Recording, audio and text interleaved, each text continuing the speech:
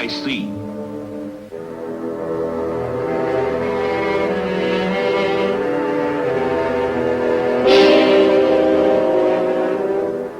These men are called Marines. These men are called sailors. These men are called soldiers. Pacific is the ocean. Peleliu is the island. 1944 is the year.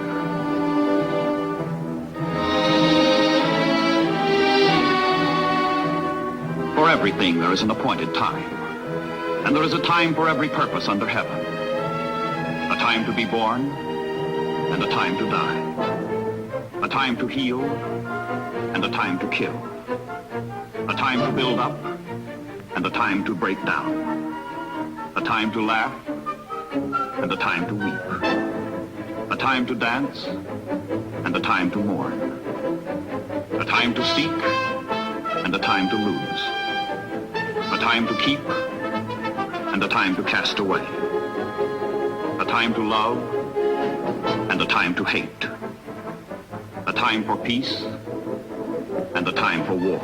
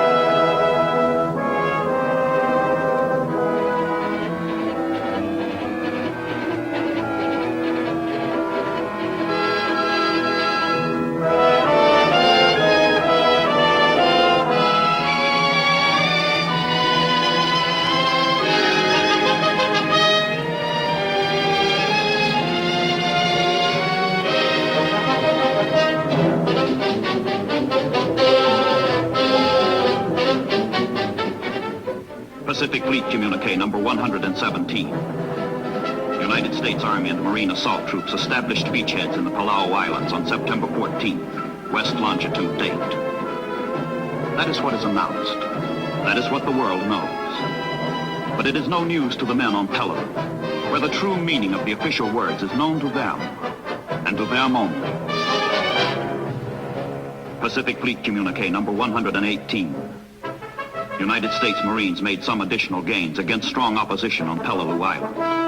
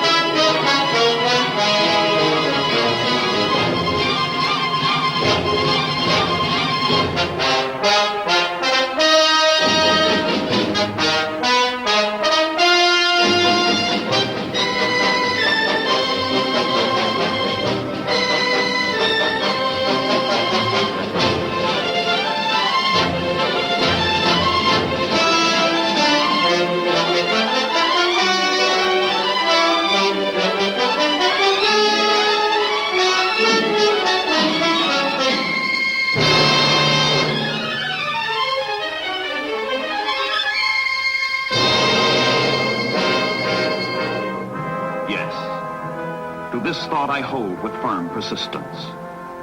The last result of wisdom stamps it true. He only earns his freedom and existence, who daily conquers them anew.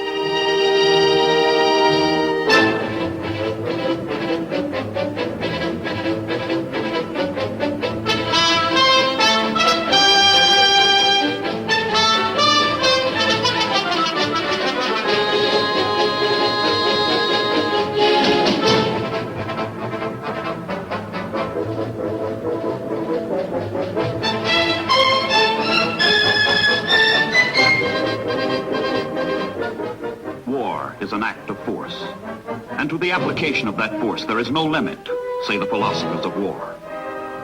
Force, first on Peleliu, and now force on nearby Angaur. These islands must be taken if the Philippines, only 500 miles away, are to be liberated. Peleliu and Angaur, two if by sea.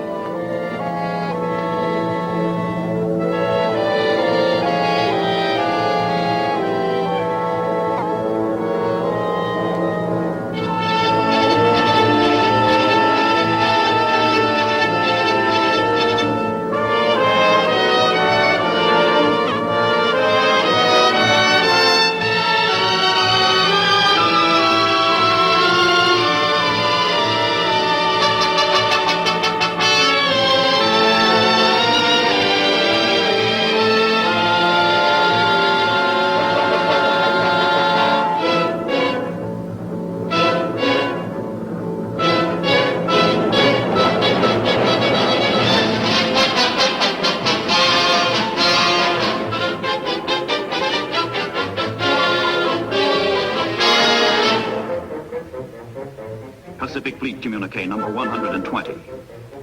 The landings were made by troops of the 81st Infantry Division. All objectives have been gained against resistance, which so far has been relatively light.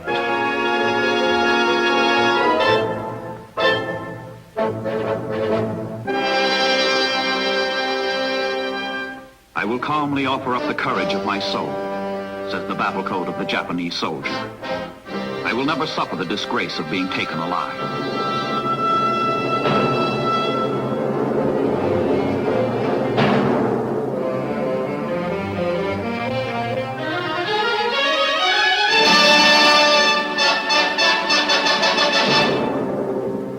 Soldiers are citizens of death's gray land, drawing no dividends from time's tomorrows.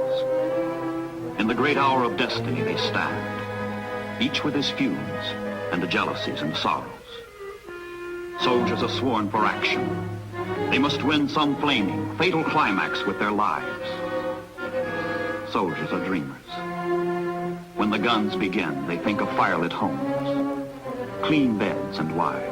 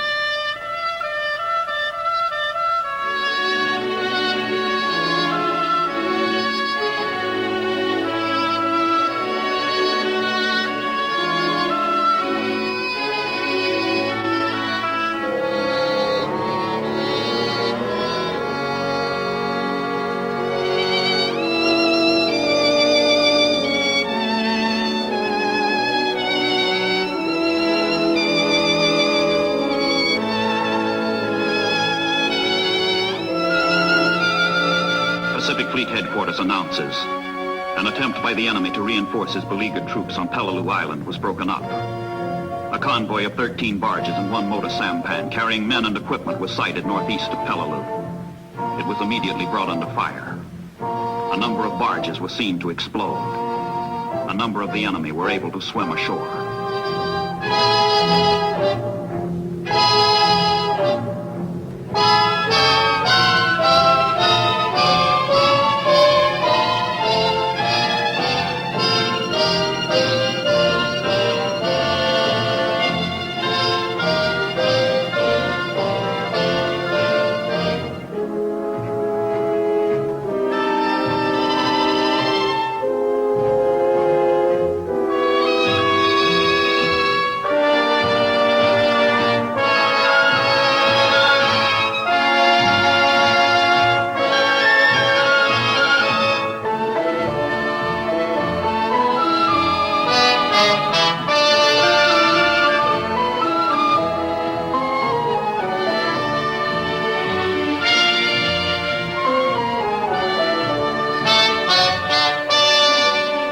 Pacific Fleet Communique number 126. The 1st Marine Division made minor gains in a northern direction along the western ridge of Peleliu Island, facing stiff opposition from enemy troops well entrenched in precipitous terrain.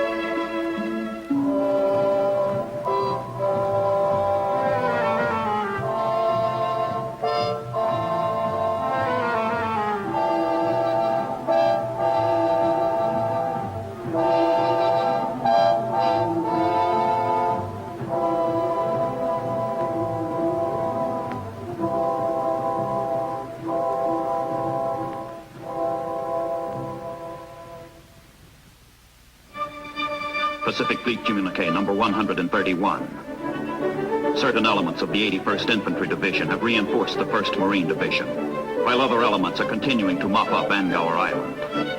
Heavy fighting continues.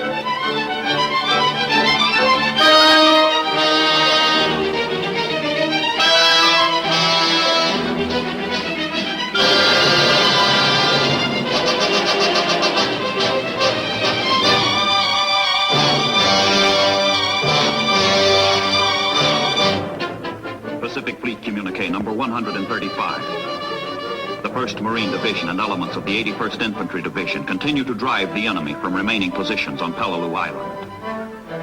And from island after island, country after country, continent after continent, and all the 7 seas, the free worlds, brave and young, drive the enemy from remaining positions.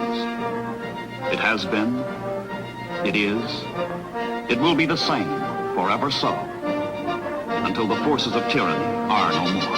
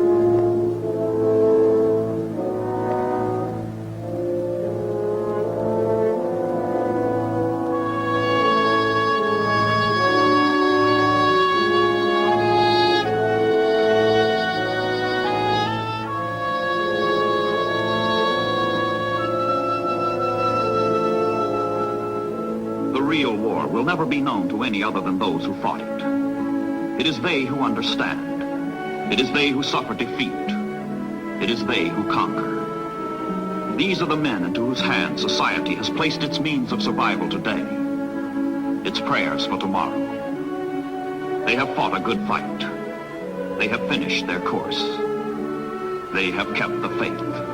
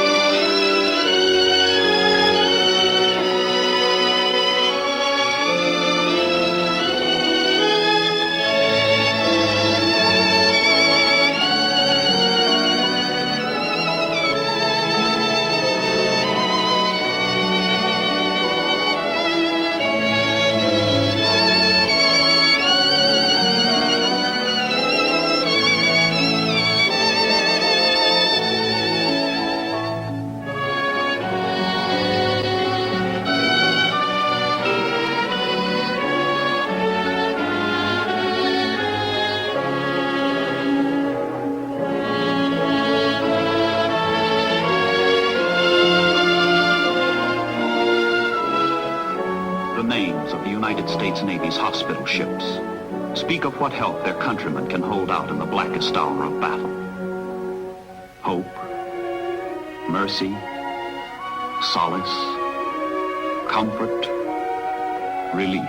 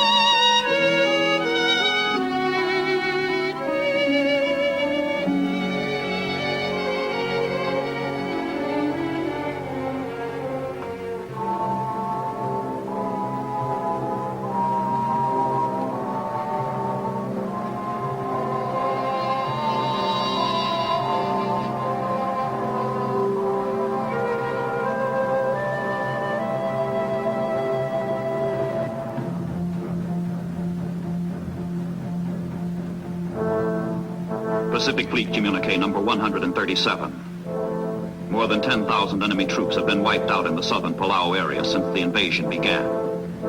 Elimination of the remnants of the Japanese defenders continues.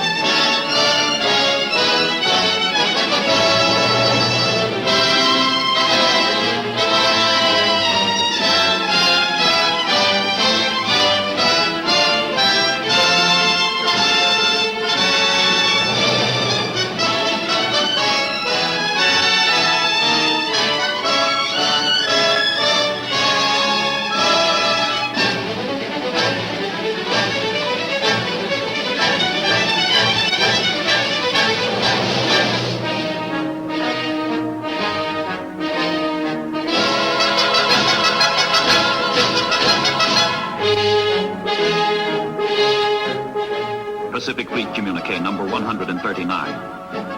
Mopping up operations proceed. The difficult work of routing out enemy troops from nearly inaccessible caves continues.